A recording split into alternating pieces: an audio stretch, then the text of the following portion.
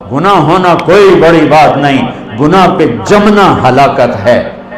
ساری دھرتی گناہوں سے بھر کر، تمہاری کتنی عمر ہے ہماری انسان کی؟ 70 سال 80 سال۔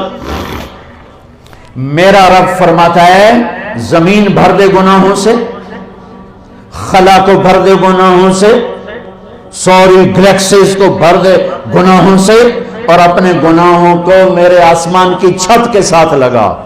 کوئی کرے گا؟ کوئی کر سکتا؟ اور میرا رب کہتا ہے کہ آسمان تک لے آ، اتنے کر کہ آسمان تک لے آ، پھر ایک دفعہ کہنا یا اللہ میری توبہ تو میں سارے معاف کروں گا، سارے معاف کروں گا۔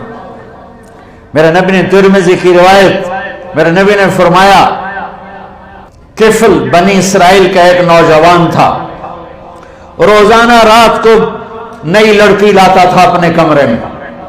ایک رات ایک لڑکی کو 60 دینار میں لے کر آیا۔ 60 دینار لاکھوں روپیہ بنتا ہے آج کا۔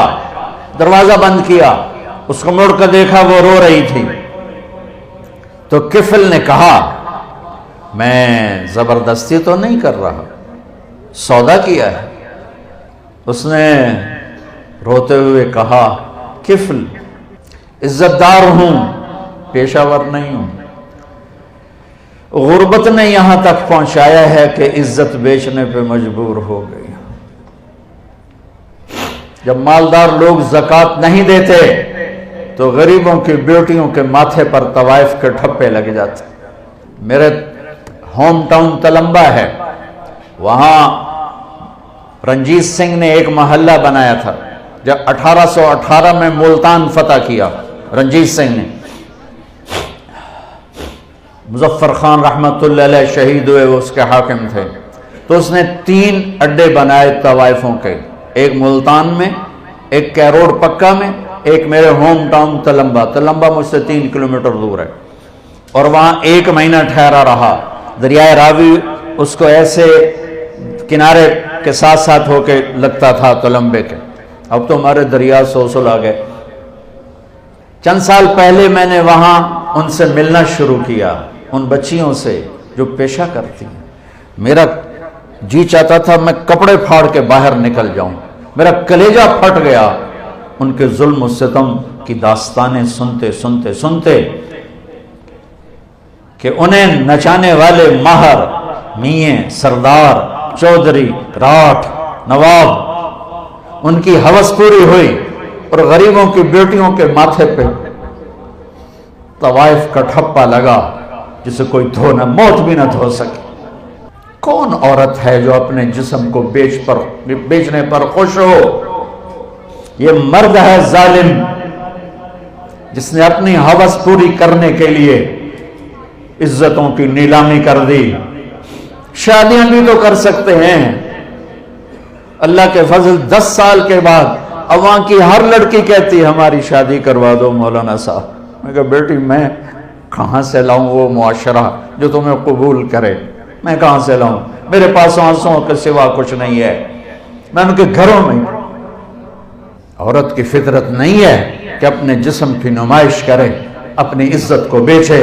جب بخل بڑھتا ہے، جب مالدار زکوٰۃ نہیں دیتے، عیاشیاں بدماشیوں پہ پیسہ خرچ کرتے ہیں، پوچھو ان سیاستدانوں سے الیکشنوں پہ کتنا پیسہ یہ برباد کرتے ہیں، یہ شادیوں کی نمائش پر کتنے پیسے برباد کرتے ہیں، غریبوں کو کتنا دیتے ہیں۔ غریب کی بیٹی عزت بچ سکتی ہے صرف میرے ملک کے مالدار زکوٰۃ دینا شروع کر دیں۔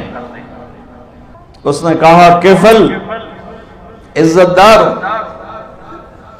بھوک نے جسم بیچنے پہ مجبور کیا۔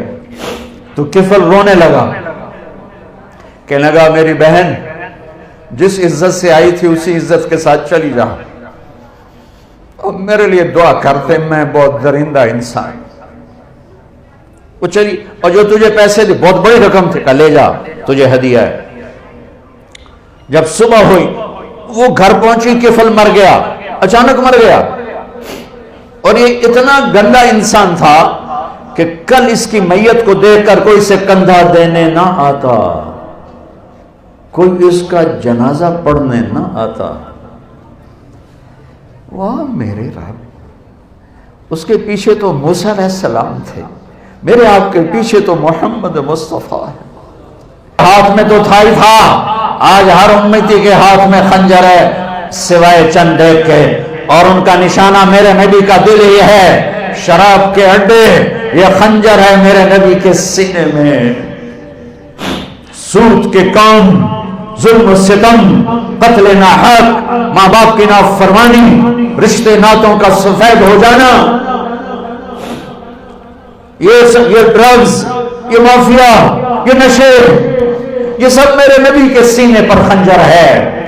اذان ہو رہی ہے، مسجدیں ویراں ہیں کہ نمازی نہ رہے، مسجدیں مرثیہ خواہ ہیں کہ نمازی نہ رہے. ہاں، یہ کون سی سازش ہے؟ تم نماز نہیں پڑھتے ہو، یہ سازش.